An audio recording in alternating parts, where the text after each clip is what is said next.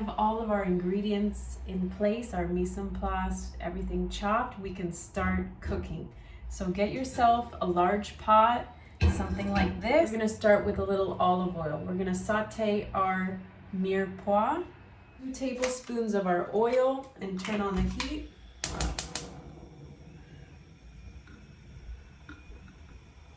A little piece of carrot or onion.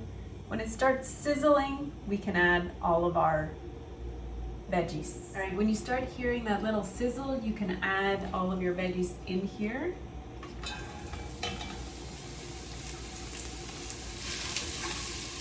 Now we're just gonna saute for about 5 minutes or until the onion starts looking a little translucent. Okay. So just stir that every now and then. All right, after about 5 minutes of sauteing, it should look something like this. So let's cook down a little bit. And now we're gonna add all the rest of our ingredients except the fresh parsley.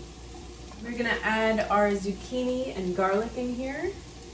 Can of beans, so you can either cook this beforehand or use canned and rinse them. So these are 1 can of the navy beans, 1 can of the red kidney beans, the diced tomatoes.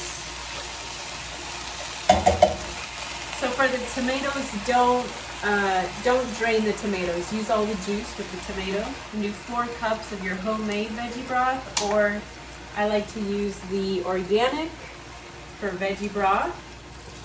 Spices to get that Italian flavor. We have the ½ teaspoon of thyme, ½ teaspoon of oregano, a bay leaf in there. Make sure to remove this before you serve it. You don't eat that one. 1 teaspoon of dried basil. This is optional. If you want to make it fully vegan, don't add it. This is my little secret ingredient. It's a rind of Parmesan. So don't throw out that rind. This flavors the soup really nicely.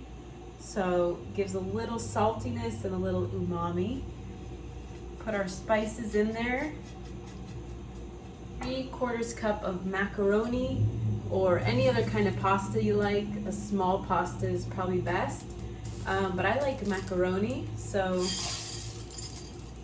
one of the keys to a really good soup and why the restaurant soups are usually better than your own is because they use plenty of salt. So I'm gonna start with 1 teaspoon, but I'll taste it after it is all cooked, and I'll probably add a little more for me, but always taste. It's better to add more than just over add it, and you can't really remove salt. So some fresh cracked pepper there, about ½ teaspoon. Bring this to the boil at I have a very high heat going because we just added all these ingredients.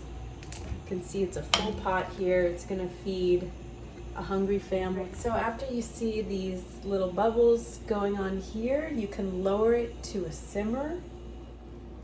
Okay, and just for 15 minutes it's gonna simmer. I would put the lid partially on. Okay, you can leave it with no lid, but I think it cooks a little better like that.